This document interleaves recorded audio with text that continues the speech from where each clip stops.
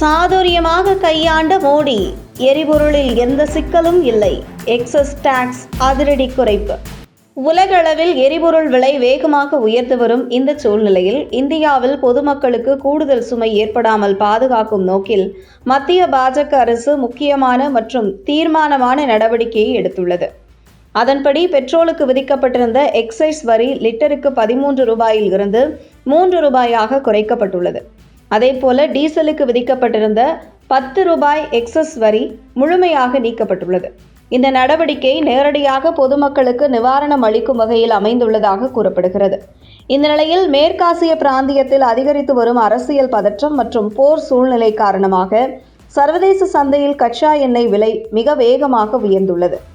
கடந்த ஒரு மாதத்திற்குள் மட்டுமே ஒரு பேரல் கச்சா எண்ணெயின் விலை சுமார் 70 அமெரிக்க டாலரில் இருந்து 122 அமெரிக்க டாலர் வரை உயர்ந்துள்ளது என்பது குறிப்பிடத்தக்கது.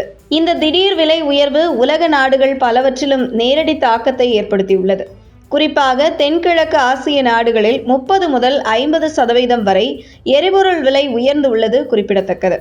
அதேபோல் வட அமெரிக்காவில் சுமார் 30% வரை, ஐரோப்பாவில் 20% வரை மற்றும் ஆப்பிரிக்க நாடுகளில் 50% வரை எரிபொருள் விலைகள் உயர்ந்துள்ளதாக கூறப்படுகிறது.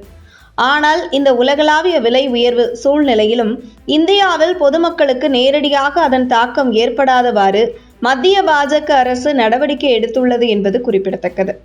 சர்வதேச சந்தை மாற்றங்களின் சுமையை பொதுமக்கள் மீது மாற்றாமல் அதை மத்திய அரசு தானே ஏற்றுக்கொள்வதன் மூலம் மக்களின் வாழ்வாதார செலவுகளை கட்டுப்படுத்தும் முயற்சி மேற்கொள்ளப்பட்டுள்ளது. இதன் மூலம் எண்ணெய் நிறுவனங்களின் நிதி அழுத்தமும் குறைக்கப்பட்டதுடன் பொதுமக்களுக்கு கூடுதல் விலை சுமை ஏற்படாமல் பாதுகாக்கப்பட்டுள்ளது என்பது குறிப்பிடத்தக்கது.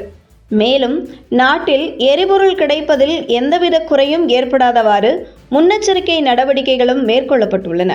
குறிப்பாக டீசல் மற்றும் விமான எரிபொருளான ADF மீது ஏற்றுமதி வரி விதிக்கப்பட்டுள்ளது. அதன்படி டீசலுக்கு லிட்டருக்கு 21.5 ரூபாய் மற்றும் ADF எரிபொருளுக்கு லிட்டருக்கு 29.5 ரூபாய் ஏற்றுமதி வரி விதிக்கப்பட்டுள்ளது. இதன் மூலம் உள்நாட்டு தேவைகள் பாதிக்கப்படாமல் இருப்பதையும் சர்வதேச சந்தை விலை உயர்வை பயன்படுத்தி அதிக லாபம் பெறும் நிலை கட்டுப்படுத்தப்படுவதையும் அரசு நோக்கமாக கொண்டுள்ளது. ரஷ்யா உக்ரைன் போருக்கு பிறகு உலகளவில் ஏற்பட்ட எரிபொருள் விலை அதிர்வுகளின் போது கூட இந்தியாவில் பொதுமக்களுக்கு நேரடி பாதிப்பு ஏற்படாமல் பாதுகாக்கும் நடவடிக்கைகளை மத்திய அரசு தொடர்ந்து மேற்கொண்டது குறிப்பிடத்தக்கது.